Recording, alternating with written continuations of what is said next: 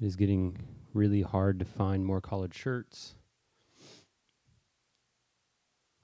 This will be a kind of an overview of the project that I want to propose. We're going to be creating an interactive music system. I kind of want to call it an interactive music space. The idea would be that we would cut out an area of a space that we could, using cameras, determine the position of people that are walking in and out of that space and where they are in that space. And then using that positioning data, change the music that's playing. So we're actually going to compose a piece of music that is designed to be modular, so that if someone moves from one part of that area to another part, the piece of music seamlessly changes with how they move. So that's, I guess, my little elevator pitch. The idea there is because the composed piece is modular, we could get hours and hours of unique music based on how people move and the different ways they're going to move around that space.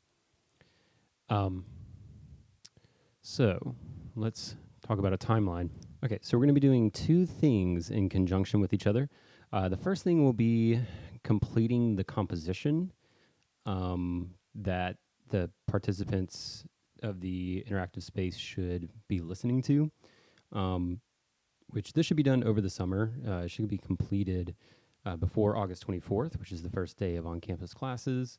We're going to be using a Mac Mini and Avid Sibelius and a USB keyboard to complete that. While we're doing that, as soon as we have at least 4 or 5 different tracks or instruments composed, we're going to be exporting those out of Sibelius as MIDIs, which then we should be able to use to test the system. That's going to be written by Jeff Files, a computer science major here at USM, which hopefully, if we're able to get those tracks and be able to test his system, again, should be finished before August the 24th. And he's going to be needing a computer. I think he's going to be using Windows. He's going to be using HTC Vive lighthouses for the cameras, HTC Vive controllers, and Audacity as specific needs, I guess, to create this system. Once the composition and hopefully the system has been tested and is ready to go, we will start recording various instrumentalists for the composition, which this should take place over 1 month and hopefully just 8 sessions, being completed by the 21st of September, which is week 4 of next semester. We'll just need access to the campus recording studio and the microphones, and we should be recording on Tuesdays and Thursdays. Once recording is finished, we'll be mixing and mastering these tracks, which that should be completed by October the 19th, and should just need access to the computer lab with Pro Tools on Tuesdays and Thursdays. And then once everything is finished, once the system is finished and all of the tracks have been mixed and mastered, we will then perform the system, quote unquote. And hopefully it can be scheduled for the last week of October, with the week of Thanksgiving being the absolute latest. depending on any pushbacks. And all we'll need for that is a space for the HTC lighthouses and enough space for, maybe 12 to 15 participants to walk in and out of. We'll need a speaker with an amplified line input, a laptop that can run the system with a headphone output to that speaker, and a laptop to receive that output into a Pro Tools session. And really, there's not a budget for this. Most all of this we already have in our possession or is using on-campus resources. The only things I can possibly think of that we might have to purchase are cables for the actual performance, which wouldn't be a problem. I guess $50 would be the maximum that we would have to spend.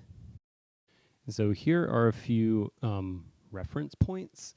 The first being I did a ton of research on interactive music systems that are put in video games, which is the main use for interactive music systems. What specifically got me started was the music system from Doom 2016, which is a modular piece of music where they actually wrote 30 different versions of different verses and choruses and bridges for each level of the game. And depending on where in that level or what the person was doing in that level, the music would change. And also recently, I visited some of the Team Lab museums in Tokyo, and the idea there is some rooms you'll walk into, and depending on where you walk in the room or what you're doing in the room, a lot of the visual art there can change. There's a room with water, and it has a projector that's projecting down onto it, and if you stay in one spot, things like flowers might start showing around your legs. There will be fish that are swimming around you, but if you try and touch them, they'll swim away. Things like that. Those were the big inspirations for this project. It was really easy for me to really try and get into this project because for the past 8 or so years, I've been working heavily in home theater design, and I've been really interested in how different people hear things and experience different music and movies completely differently based on their experience through life.